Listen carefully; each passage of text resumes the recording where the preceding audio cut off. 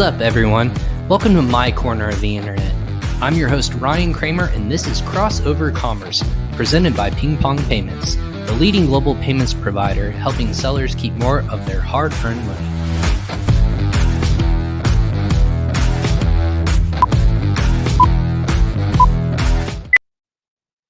Hey everyone, welcome back to another episode of Crossover Commerce. I'm your host, Ryan Kramer. If this is your first time, welcome to my corner of the internet, listening or watching us live on LinkedIn, Facebook, YouTube, and of course, Twitter. Don't want to forget about the tweeters out there, but you can watch us live on the PingPong Payments Twitter page. So go ahead and of course, subscribe to those for every live episode that we do.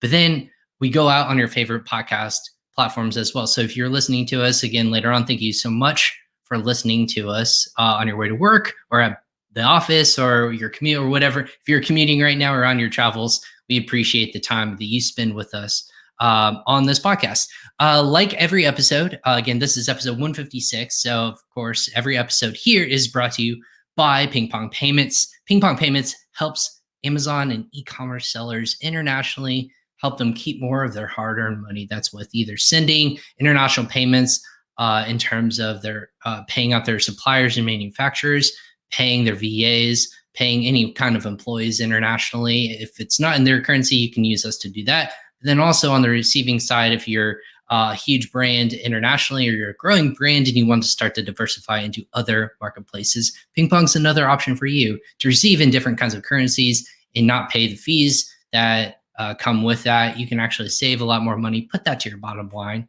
and of course, buy more inventory, pay more for your to your employees, or just pay yourself out a little bit more. But anyways, PingPong can actually help you save more money and apply it to other parts of your business, helping you save time, money, and effort. Go ahead and sign up for free today. Mention Crossover Commerce when you sign up. And of course, you can do that for free after this episode. Go ahead and save that and bookmark it and make sure you use the code Crossover Commerce or the link in the comments section below. Without further ado, though, thank you again, PingPong. Without further ado, again, episode 156. If you're a consistent listener of this podcast or you're watching this, we've had lots of great businesses that have come on or representatives of their businesses come on in the space. This one is, without a doubt, no exception. One of the more exciting ones, I want to say, in the space in terms of, again, we're going to use the phrase aggregator, a business that acquires or buys the rights to use a brand's name or just acquires it in general to either roll it up into their own portfolio or brand, but do so that where they can operate what another maybe smaller, medium-sized business owner started, and they're going to want to take it to the next level. They do that. There's lots of great splashes in the space. Again, we've had lots of guests on the space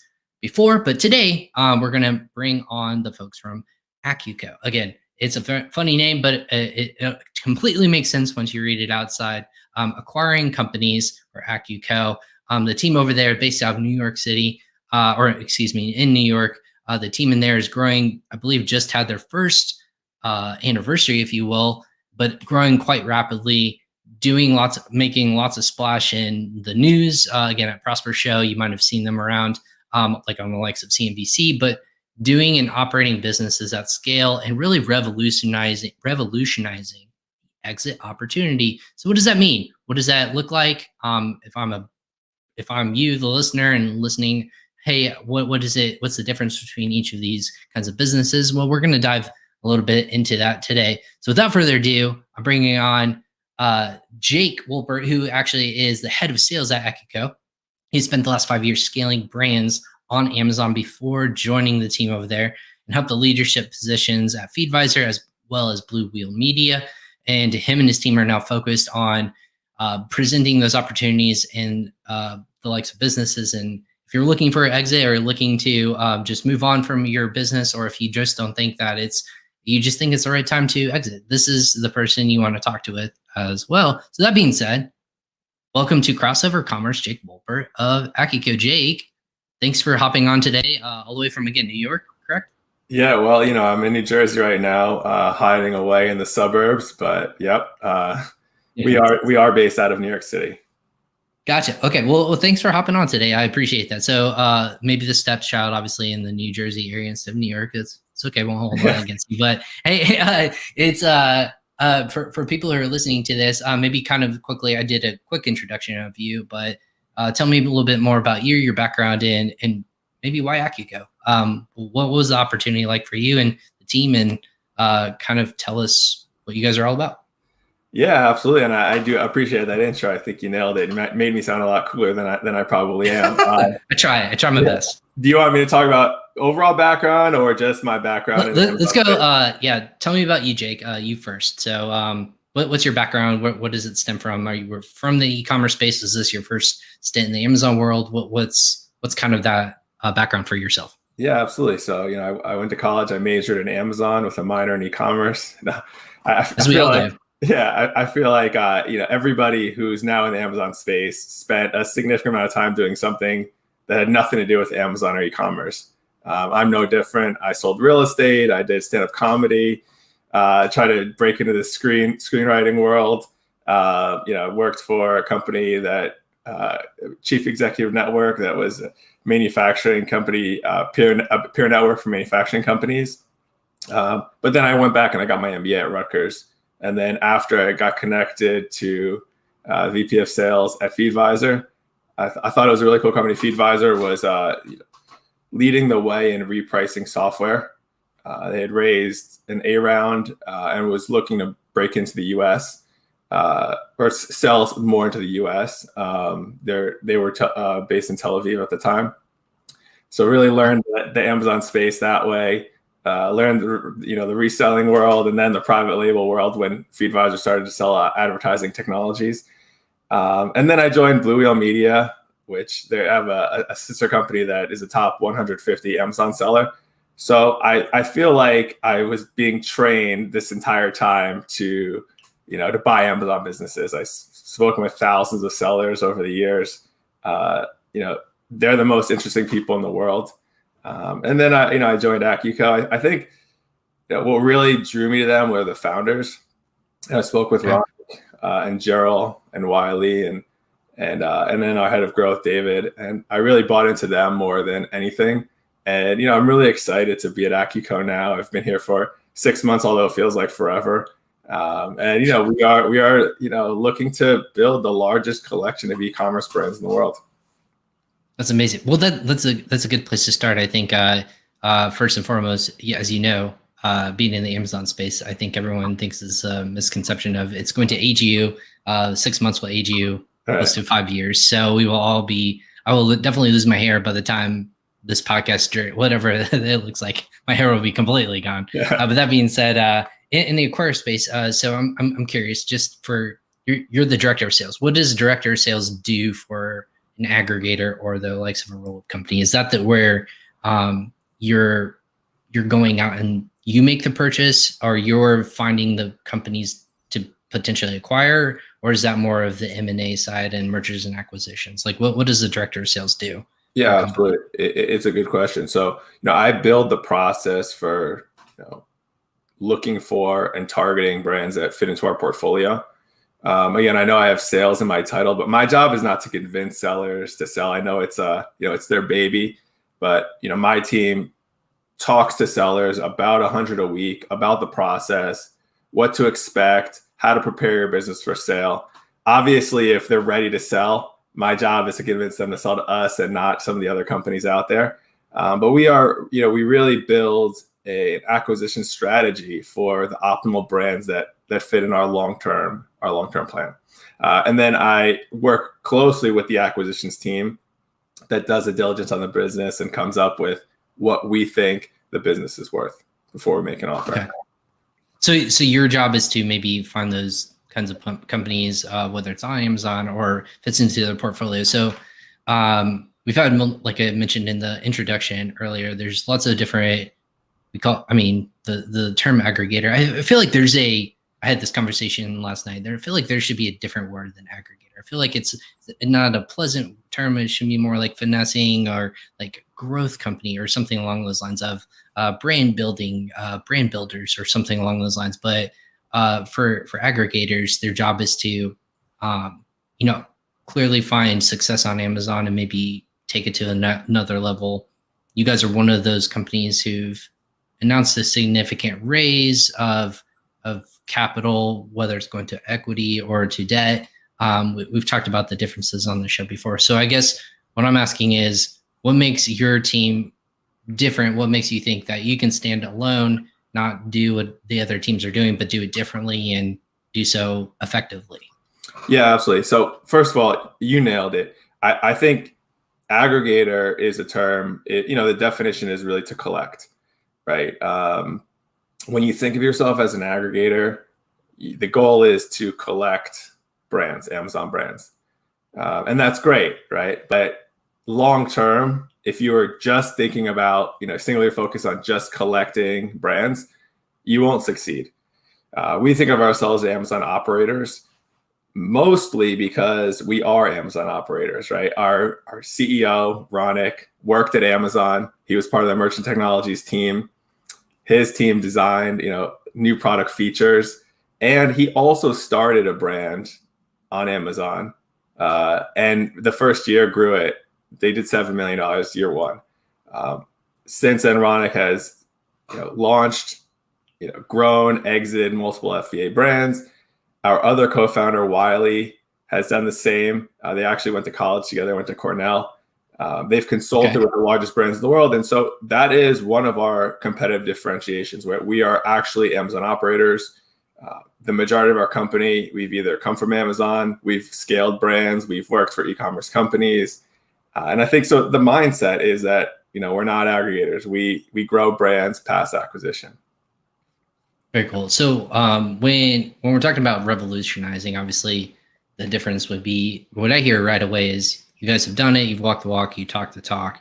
You're not doing that at scale, presumably.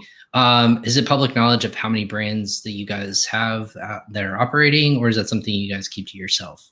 So we don't disclose the number of brands that we've acquired, but Sure. I think what's maybe more important is that we're doing over $200 million in revenue, and we're profitable. So you can't do that without significantly growing the brands past the acquisition process. A lot of our revenue has come from growing them after we've acquired a brand, and we're very proud of that. So does that mean that you guys are searching for this sweet spot, if you will, of a certain size that makes it available in the context of, hey, it's not large enough where we'd have to do some significant moving of mountains to make it even more profitable? Or is it something where there's a sweet spot of, hey, it's doing $5 million, we can take it to 10? Is that where a business like yours is really looking for, that really nice sweet spot of does well, can do better, but not at such an extreme measure where you're pumping out 8-9 figures? Is that more what you guys are trying to achieve? Yeah, well, yeah, it's a good question. So first and foremost, we're looking for solid brands. We're category agnostic. We just want brands that have potential. Generally, they're above the $1 million EBITDA mark, so maybe $3 to $4 million. We're not usually buying brands below that, but then they could be above of any size above that.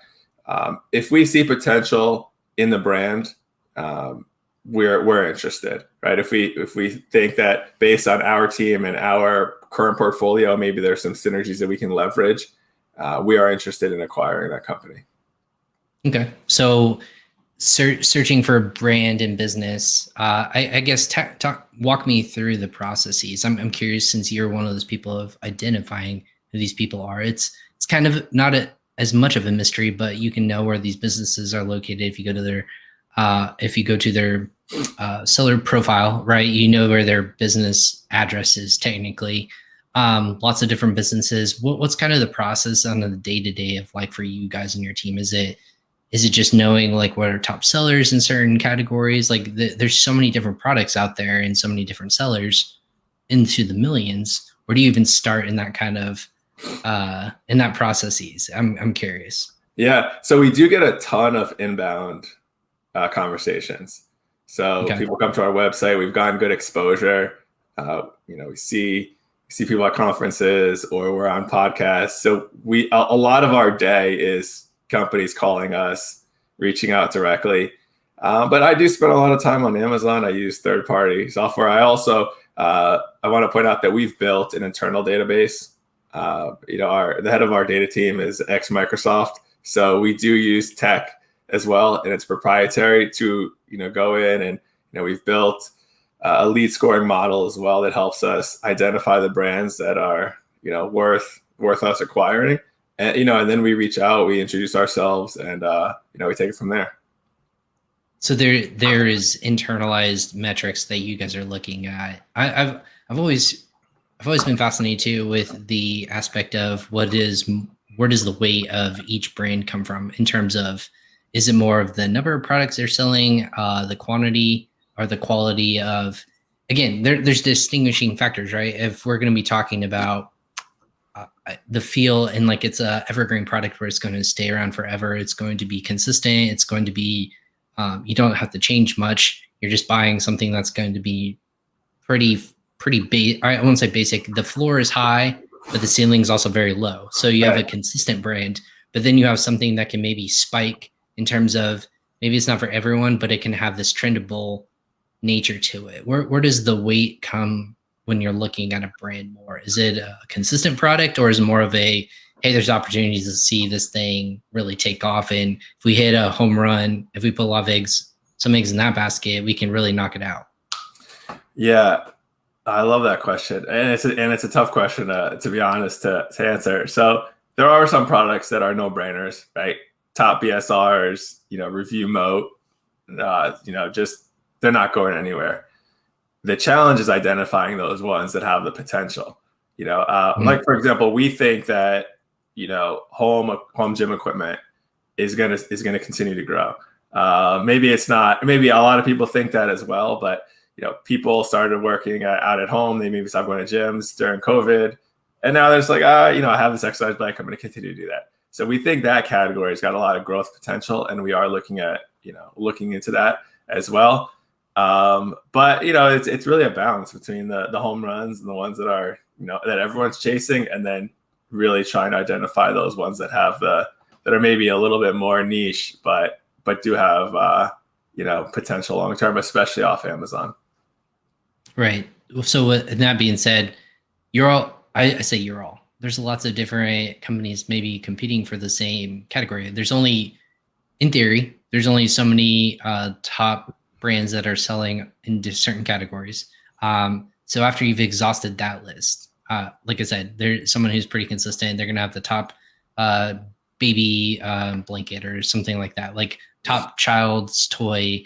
It's going to be consistent. There's not too much ebb and flow, maybe more so nowadays because of all the craziness going on. But if you've exhausted that list, does your list continue to search for those hidden gems on Amazon, or do you try to take a different approach off Amazon? Because that's the question I think a lot of people don't necessarily know the answer to, is how do you find brands that maybe not necessarily on Amazon fully or doing as well, or they just launched in the last year? How are you finding those diamonds in the rough of potentially jumping on Amazon and then blowing up because they've built a brand off of Amazon directly? Yeah. So, well, the first part to your question are, there's like a finite amount of top sellers, right? But I will say that I think, and I read a stat recently, there's like 2 million sellers, right? And a new one popping up every minute.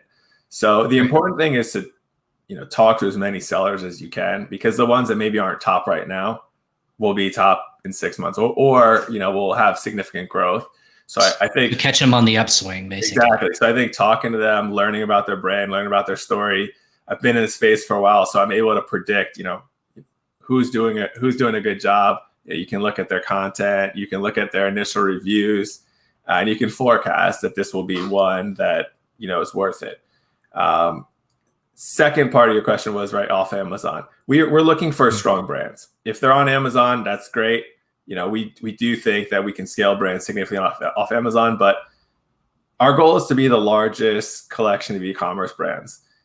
You can't do that without focusing off Amazon, right? You can't focus on multi-channel selling, targeting brands who are on Shopify, and that's the key. So we are, we're combing not just Amazon but the internet, looking for brands and talking to them. If it's a company that has growth potential, we're not going to discriminate if they're not on Amazon. So what's what's that mix look like though? If I'm listening to this as a seller, when we always ask the question, why now? Why is now a good time to potentially exit my brand, and maybe I want to like move on from that? Why is there a consistency where people are saying now's the time to move on? Is there those like three key points that you point to and saying, look, it's not going to get much easier than this now, like now's the time to do it? Like, what are those selling features for you guys? Yeah, well, I mean, I think first it depends on the expectations. If you're a brand, how big are you, and how big do you want to get to? And then you have to think about how challenging is it going to be? What do I need to do to get there? A lot of sellers that I speak with tell me that the things they did to get to 5 million, right, are not going to be the things that they do to get to 10 million, right? Maybe they're really good at finding good products, launching them, branding them, maybe advertising, but they don't want to manage people. And the only way to grow further is to hire and build out a team. And I talked to a seller recently, and he's like, I'm an entrepreneur, I'm a creator, I don't want to manage people.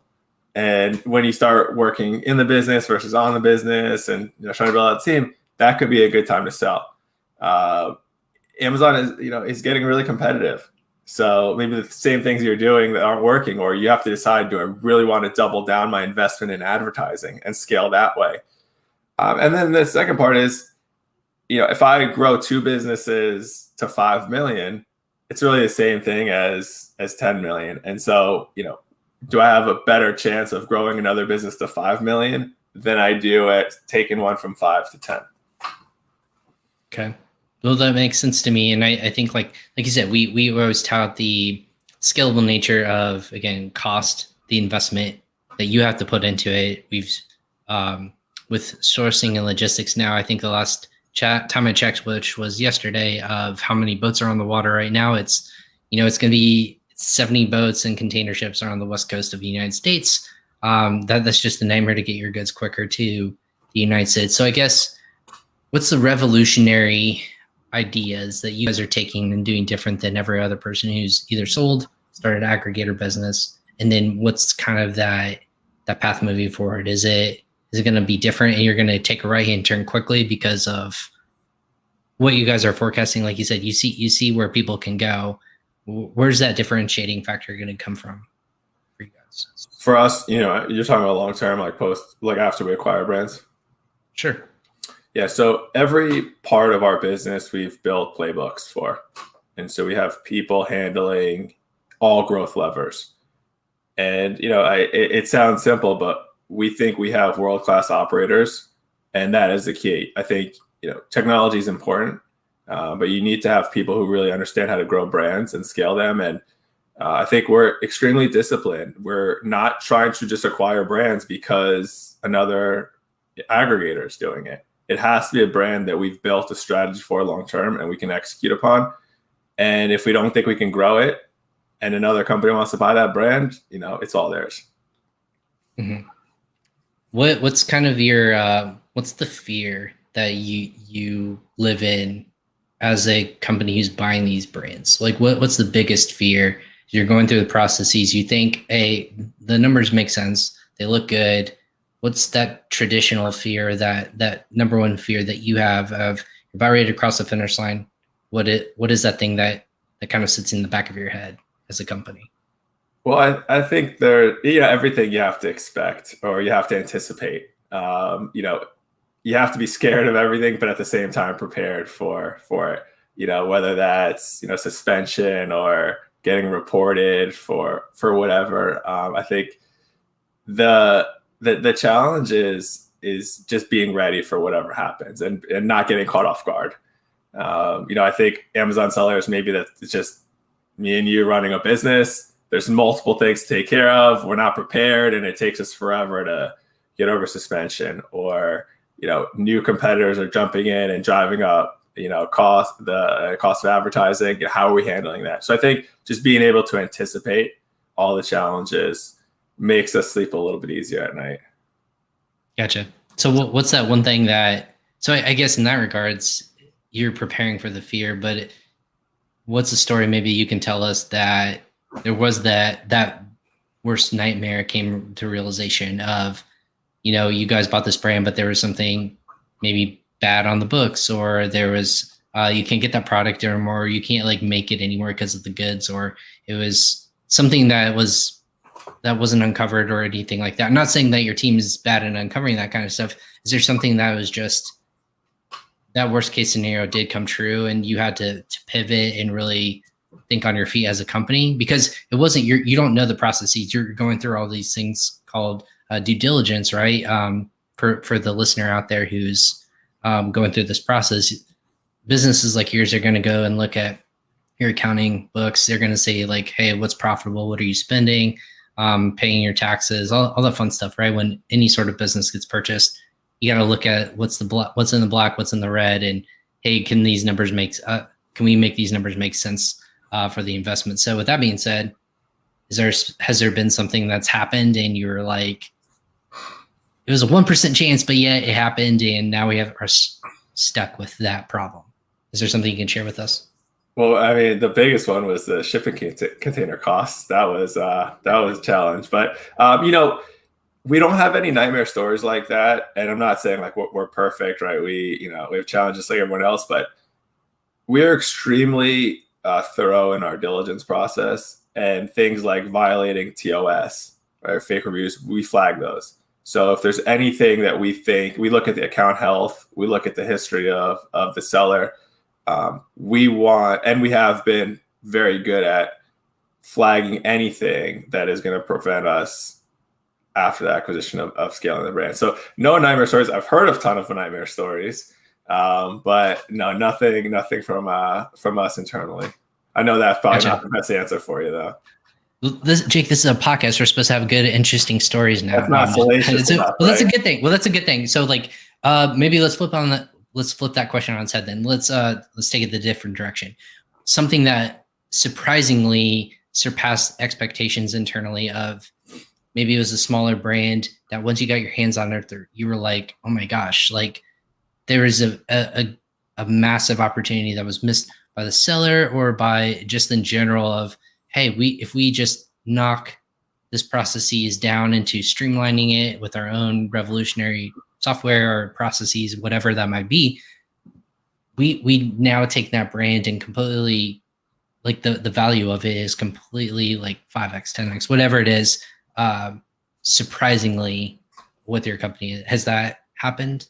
Absolutely. So yeah, absolutely. So Wiley, our other co-founder, is a supply chain, guru, and he works, on that side of the business, and you can save a ton when you eliminating costs, right, on shipping and the logistics side. And we've made, there's right two ways to grow the business. Right? You can either grow sales or cut margin, or increase margin. And so there have been opportunities where we've acquired a brand and we've applied our supply chain expertise, and we've saved a significant amount of money. On the other side, the best Amazon sellers oftentimes are the best advertisers. And so to be able to scale a brand and getting as many of the right eyeballs on the products as possible, we've achieved massive growth just putting in a more robust advertising strategy and just leveraging, what the brand owner has already done, built a strong brand, quality products, but just, helping increase conversions. Right. Well, I mean, I think that's, that would be the number one thing to do is get more eyeballs on it to build something as more impactful, but that comes with money. So is that a fear that, again, spend in advertising, you can get really creative. The more niche and focus that you get, focused on people who are in market and ready to buy that product, the more they might be, more costly it might be to target that individual, whether it be on Facebook or Google PPC or just on Amazon itself. What do you guys say with if this conversation comes up of, hey, you're really going to hurt any sort of small, medium-sized business trying to play ball by themselves, almost like the costs are driving up because you're able to invest more into advertising, like you said. If I can't play that game, doesn't that hurt multiple people, right? It hurts the ability to be innovative and stand out for the small and medium-sized business, but then it also hurts that funnel of businesses being profitable for you to potentially acquire them. Does that make sense? Does that kind of catch 22 make sense to you guys? Yeah, no, totally fair. So, are we killing the small businesses with, you're asking if we're, Are you the Amazon to the malls of America? No, I'm just kidding. Yeah. We're not going to paint gloomy. I don't think that there's anything negative with aggregators. Let me be clear to listeners out there. I think the valid question, which I personally have heard from people, is how does everyone continue to play ball in the same sandbox, if you will, when the sandbox feels like you have to pay price of admission higher and higher. It's not free anymore to just jump in, or low cost. It's way higher barriers to entry to get in, to be successful, to overcome, to do well. And now all of a sudden I have to play with the big boys from day one. Yeah, absolutely. It's fair. So, well, first thing is, I think Amazon wants to increase the advertising capabilities. They, it's a huge revenue driver for them. And, they're always creating, new capabilities, new product placements, new ad placements as well. So I think this is kind of what Amazon has driven companies towards. The second part is, I think you're seeing a lot more professionalism on Amazon. So whether it's from an aggregator or just, better Amazon sellers, we've all leveled our game up. I think maybe 5-10 years ago, it was a lot easier to sell on Amazon and get eyeballs on the product. So whether it's us or it's other top sellers, you have to have the best advertising strategy. Unfortunately, there are some people that are, also throwing money, into advertising and raising CPCs. But, selling on Amazon is just getting harder. And I think whether you're, an aggregator or you're just a seller that's at 10 million trying to get to 20 million, it's harder than it used to be. Mm-hmm. So with that being said, let's go. We can do hypotheticals again. That's not the reality of what this is. But if you continue down that path, say for example, it's harder to get in. If I'm a person that's just trying to start out, right? You're not doing it with $5,000 anymore. Back in the good old days, you're doing it. It's maybe 10, 20, depends on the product. With that little caveat to get involved with that. As cost of advertising continues to go up, at what point do you start losing and suppressing that new seller market? Or is it just people are just going to get more creative and innovative, and you're going to see like other little springs or leaks, if you will, in the ecosystem that is standing out on Amazon? Not in terms of black cat tactics or anything like that to stand out and get ahead, but more, is there going to be areas where smaller people that are starting out can definitely break through, even though that costs are going up? Do you see that happening, or is it just going to be to a point where it's unattainable to even get started, and all of a sudden you see this dip on new sellers onto the marketplace?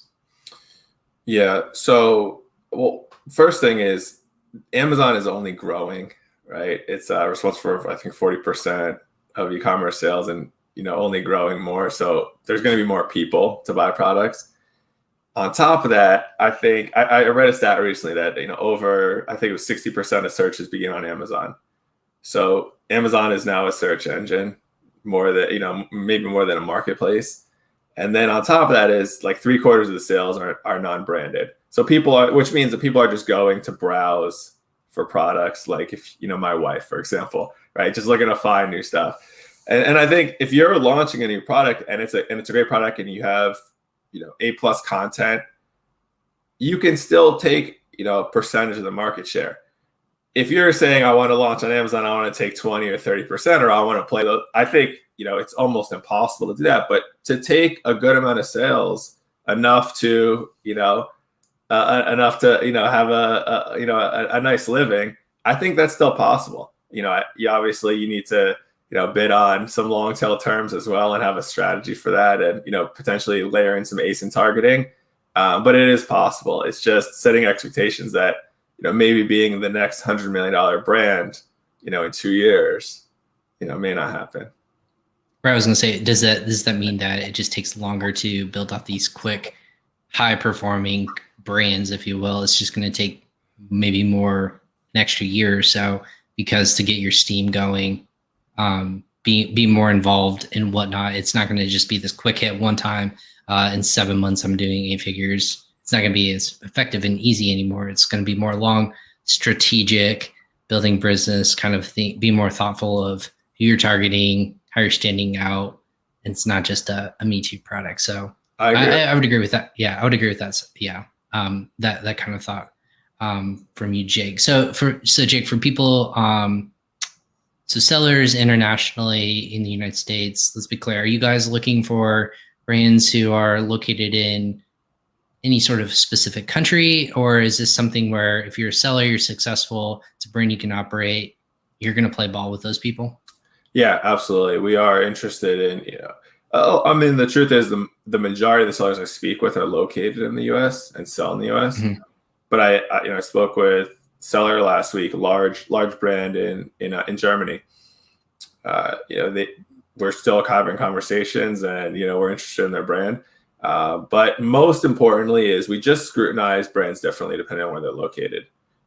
Just because they're selling in the UK doesn't mean we don't want them. It's just we look at them potentially differently because the strategy for scaling would be a little different than if they were selling predominantly in the US and it was a very similar product in our portfolio. Gotcha.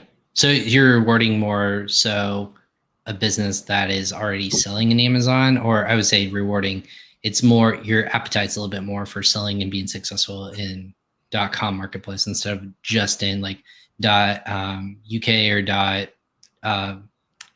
any of the other JP or anything like that. Is that what you're saying? Yeah, exactly. Okay. So with that being said, is that do you foresee that kind of outweighing if I'm going to be a dominant brand, or if I'm the number one seller in, let's call it Japan.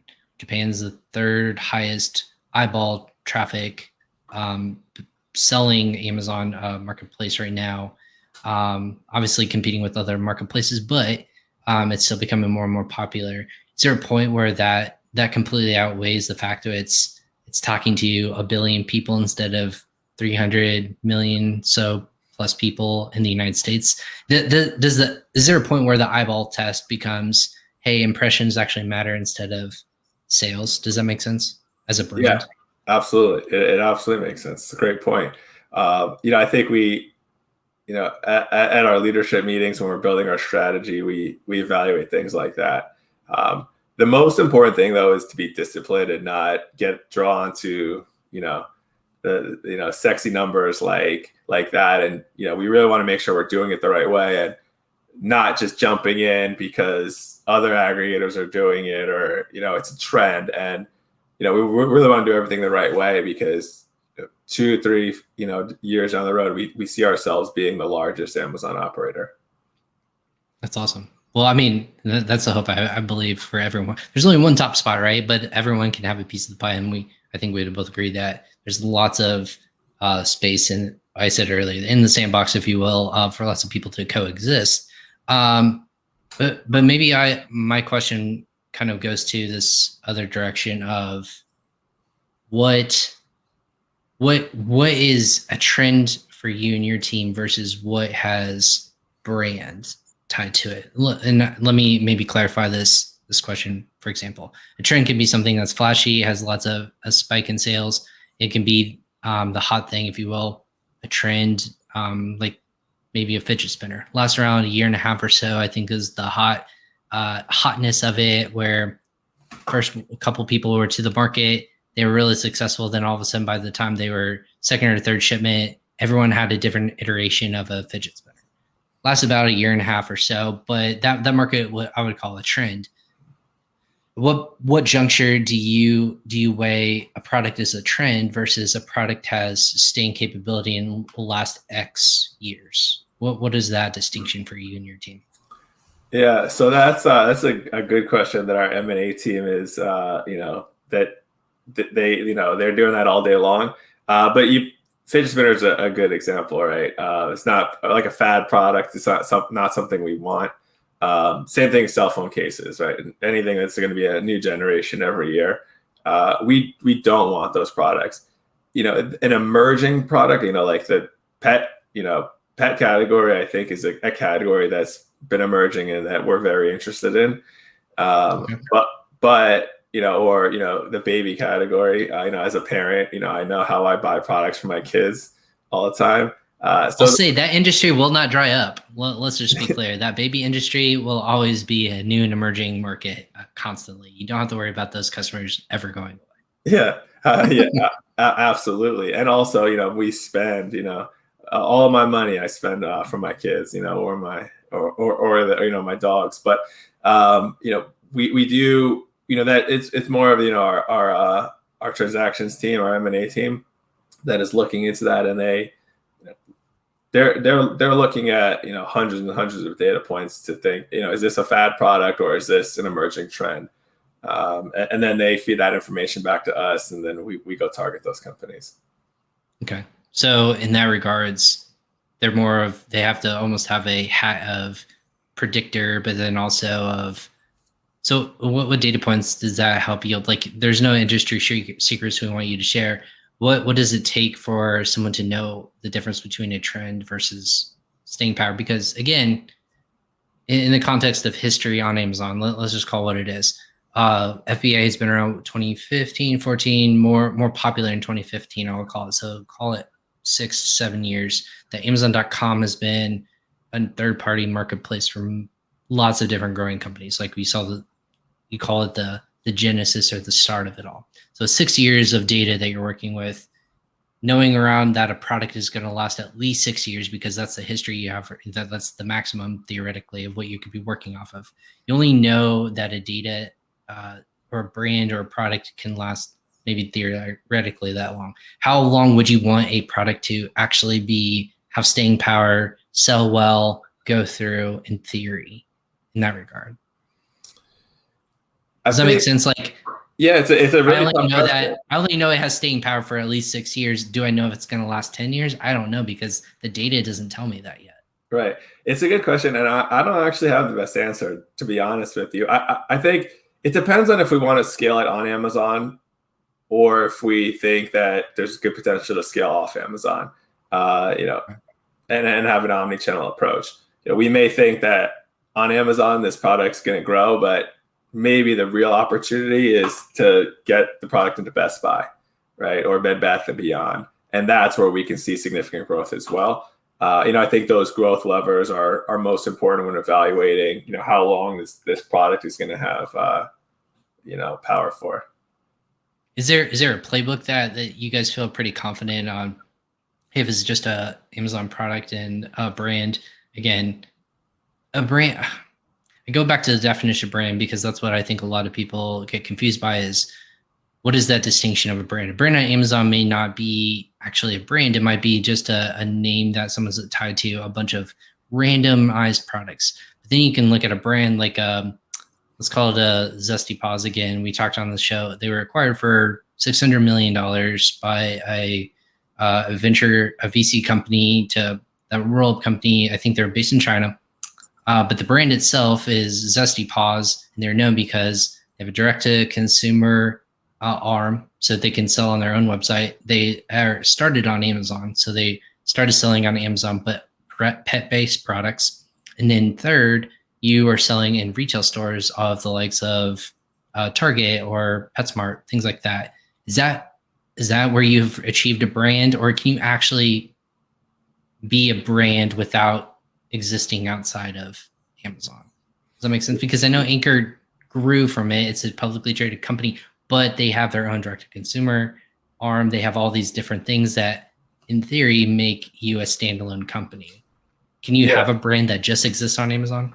I think so. I think Anchor, if they stayed on Amazon, they would have still been a brand, right? I do think, and I'm glad you brought that up. I talked about Anchor in a previous podcast I was on, but what was started on Amazon, grew massively, now a public company, right? They're selling to Best Buy over $1 billion overall. But I do think you can be an Amazon brand, especially with the amount of traffic, the repeat purchases. I think that's important. If you're you're selling a brand on Amazon and you're a subscribe and save,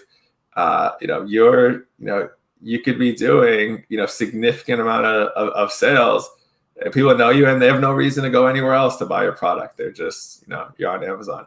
I think if it's the other way, if you're a brand and you're doing a decent job, you have to be on Amazon because people will see an ad and the first thing they'll do is search for your product on Amazon. You have to be there.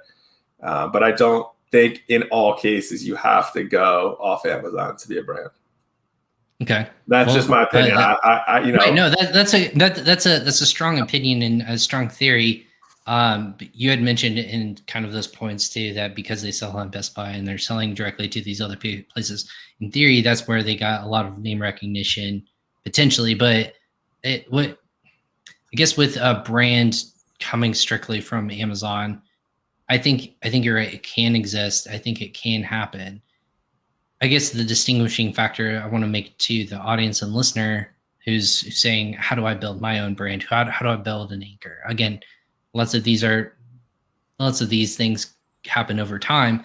But if I want to build an anchor is by definition an electronics company. Like you can classify them as a specific, I can put them in a category XYZ or Zesty Paws again, and go back to that example. They are a pet company or a pet supply company, whatever you want to classify, but they sell directly for pets. Can I have a brand that doesn't have some continuity or consistency across my products that I am selling online? Like again, retail arbitrage. We actually theoretically just saw it. The number one seller on United States is actually a reseller that is going public, but they're reselling all of their products. And again, I don't have the name of it. And I read the article last week of they're going public. Right. Yeah. Farm Pack. Yeah, exactly. Thank you for that assist. They're going public and they're not even profitable right now because they're reselling all products and theoretically at a loss, but they're doing it so consistent in going public and they're going to be profitable in year 2024, I think is what it was. How do I become a brand if I'm reselling other products when it has no consistency? Does that make sense? Like, is that really a brand or is that just a company that's really good at getting products into people's hands? Yeah, I mean, I think Farm Packs is a brand because they're first mover and they're number one, they're massive. And, I think they're just recognizable, right? They have both, recall and recognition. If you think of like the largest reseller, you think Farm Packs. If somebody says, have you heard of Farm Pack? Like, oh yeah, I know who they are.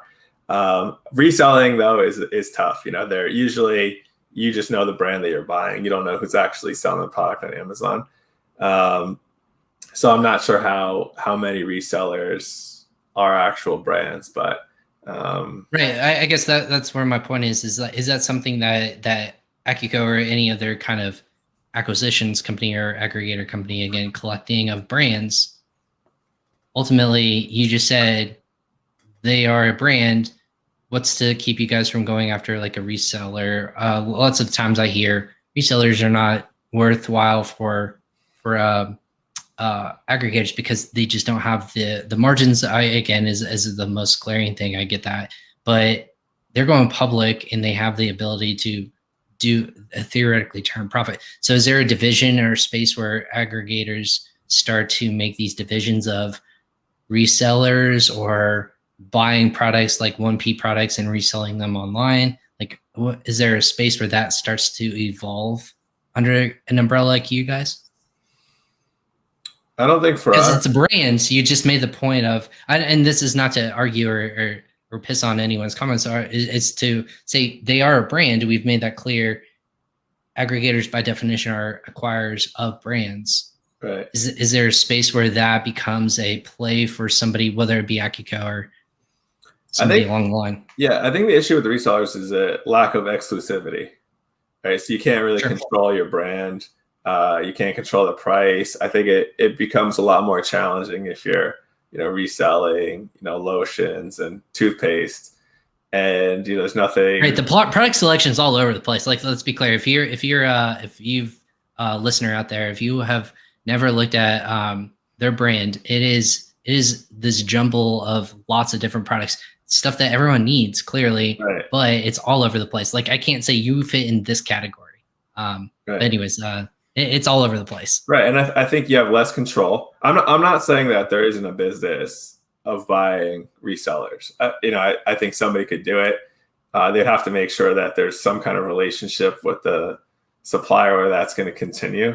A license or something like that. Yeah. Right, exactly. But I think advertising is not as powerful. So there's just not as much growth levers if you're in the reselling business, except just for the sheer fact of get the product for the lowest price, right? Toss it up there, and maybe you can figure out a relationship with the supplier and just get a better deal. But other than that, there's not a ton of competitive advantages outside of pharma packs, I would say. Right. So is the other kind of playbook that you guys maybe look into is once you buy these brands, is it naturally of direct start quickly building out that direct to consumer platform, or are you guys do you feel like the wholesale route is the quickest way to, again, selling to retailers who can put these products on store shelves? It has that visibility, it's creating that brand awareness, whether they buy it on Amazon or in the store. What's that next space that you guys feel that's most important? When you guys grow your brands. We do have relationships with retailers that we certainly leverage. Once we're evaluating a brand, even before we've acquired them, we're thinking about, how soon can we grow this brand off Amazon or, potentially, on Target.com, for example, or Walmart. That's all part of the acquisition process so that we can hit the ground running. But it doesn't happen all the time right away. Sometimes our main focus is let's scale this brand on Amazon, or let's significantly reduce manufacturing costs. And that's important for us as well. So I think most important thing to point out is it's probably a case-by-case basis. Sure. So yeah, Jake, kind of wrapping up before the top of the hour. Again, we have Jake Wolpert here from Acquco, again, head of sales. So maybe tell me, you've thumbed through all these different kinds of brands and whatnot. You've said a lot of no's, I'm assuming, but there's been a lot of yeses that you are interested in these companies. What's the number one distinguishing factor that if I'm a seller listening to this podcast and I say, what do I need to know? What do I need to prepare for in order to be potentially valuable in your eyes to sell my brand? What's that number one thing? I think have your financials in order, right? I think, and also, really have an idea of what you expect, what your brand's worth, what makes sense for you. And it's okay for you to dictate the terms to us. If it works for us, great. But the most important thing is for the seller to feel comfortable through the process. Right. That's a great tip. And I think that's where I would leave us to. So again, Q4 is starting, I want to say next week. We're already there. We're already coming. I'm approaching it. What's kind of that excitement factor? What are you guys looking to do for the remainder part of 2021? And then is there prepping and planning to go into 2022 already? What's that next 3 months look like for you and the team there? Yeah, I mean, we're, so we don't have heavy seasonal products, but we are expecting a big Q4. 2022 is going to be a huge year for us. Our goal is to, scale our brands to $500 million. So I think it's going to be pivotal for us. Hiring, though, has just been critically important. I think everybody thinks of aggregators are racing to, acquire brands, but we're also racing to find the best talent. We will be about 100 employees by the end of the year. To give you some context, we were about 35 when I started, a few months ago. So, doing it the right way, being disciplined with who we hire is probably the most important thing for us, for the next 3 months. Right. And I think you shared with me, just brand managers, people operating and actually taking over something that's as precious as this brand that was built and actually operating it at scale and doing a hopefully better job than what the original seller was. I think is what you guys are looking for. Is there anything specific, if people are what are those really important positions that you guys are, that are just super critical to a company like you?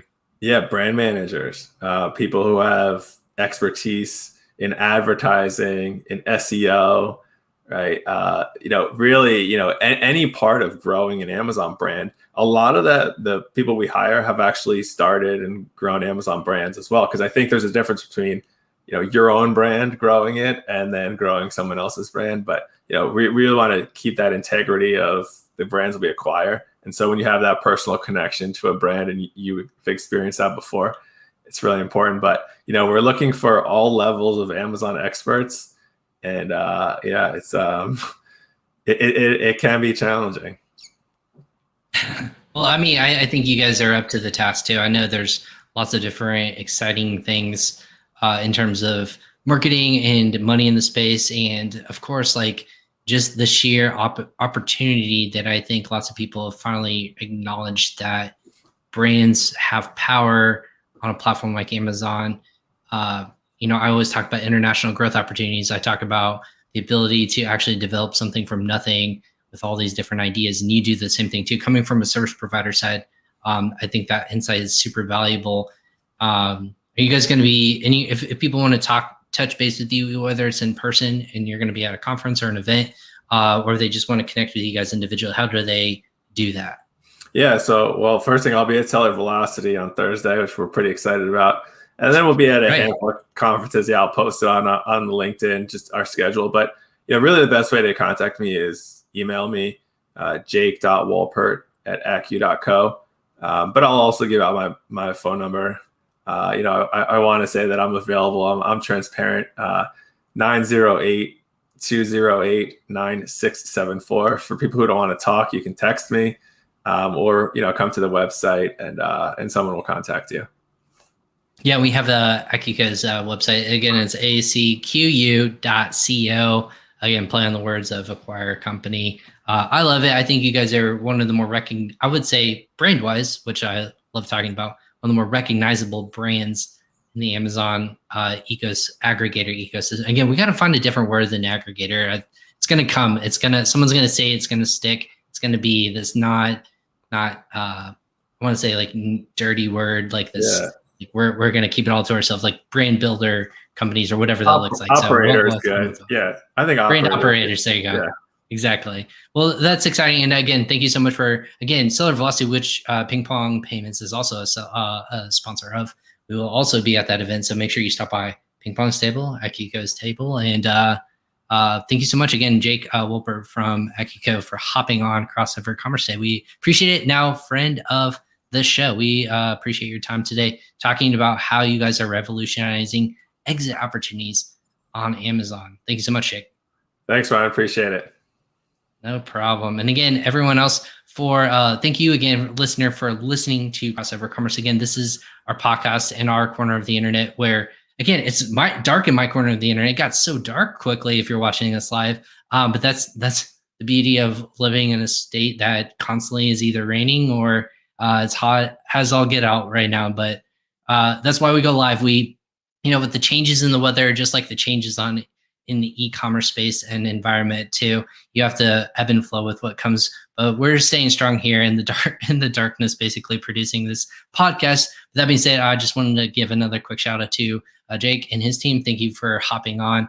Again, you can check them out at Acquco, acqu.co, and check out, again, opportunities to be a brand manager, but then also just the ability to exit a business. I think lots of people try to figure out what's that difference between companies, which one should I go with? Again, more money is obviously an important thing if you're exiting your business, but you want someone to have your brand that you worked hard for in the right hands. And I think that there's lots of great companies out there that are going to do that. If you're not ready, or if you are ready and you want to kind of have that initial conversation, again, Jake gave out his contact information. Either reach out to them directly or have your broker reach out to them as well. So that being said, I'm Ryan Kramer. Again, we have a slate. I call it a slate. It's just this knockout group of people that we're going to be talking with this week on the podcast. You can do so and be notified when we have new episodes available and when we're going to go live on our social media channels by following us on social media. That's either PingPong or myself, Ryan Kramer. You can just search us in all of our channels. Your favorite one's Instagram. You saw my handle down there earlier. Facebook, LinkedIn. Just go ahead and give us a follow, and you'll be able to be notified of the next great episodes. Tomorrow we're going to be talking about accounting services in the UK. It's actually very important to know that once you grow your brand internationally, why you should be working with an accounting service to make sure your numbers make sense. Everyone's not a math whiz. I too am not a math whiz, but you want to make sure your numbers line up and make sense. So that being said, that's what we're talking with tomorrow. E-commerce accountants. over there. So make sure you tune in. Again, they'll be notified. Just go ahead and hit the bell on YouTube or any other notification system when we produce these and put these out. But it's going to be a great week of content. As always, I do this for you, the listener, no matter if you're on Amazon or you're an e-commerce brand. That is why we do the show. So that being said, this is Crossover Commerce presented by PingPong Payments. We'll catch you guys next time on the podcast. Take care.